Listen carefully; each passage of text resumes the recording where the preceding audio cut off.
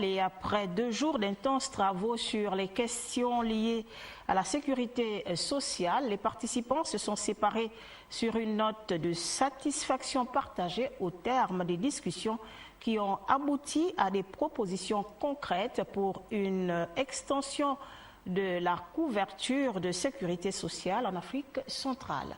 Marie-Josée Ndombi. Au terme de 2 jours d'intenses travaux, 7 défis à relever ont été identifiés, notamment les difficultés liées au financement des régimes de sécurité sociale de base, le manque de coordination et de cohésion de synergie des différents acteurs de la protection sociale. Au titre des solutions, les participants en ont préconisé 7, entre autres, la mise en place des mécanismes permettant d'identifier et de localiser les entreprises et travailleurs du secteur informel. La mise à jour suivie d'une adaptation des cadres juridiques. L'on retiendra enfin une exploration des voies de mise en place des micro-assurances et des mutuelles en termes de perspective. Des solutions qui vont sans nul doute améliorer les conditions de vie des populations malgré les obstacles qui jalonnent le parcours des organismes de sécurité sociale.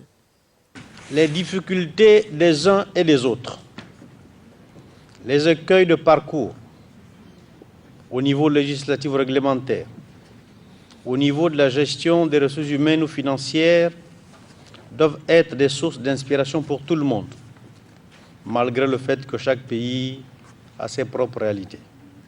La lutte contre la pauvreté, la lutte contre l'exclusion sociale doivent trouver des solutions innovantes sans toujours nous référer à ce qui vient d'ailleurs.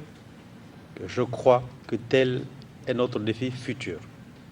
Je voudrais par conséquent inviter tous ceux qui ont pris part à ce séminaire à rentrer au sein de leurs institutions respectives, à continuer à répandre, je ne veux pas dire la connaissance, mais surtout les enseignements reçus ici, afin que donc la masse critique soit de plus en plus grande, étendue, et que l'appropriation de l'excellence en sécurité sociale soit la plus large possible au sein de nos institutions, parmi nos collègues.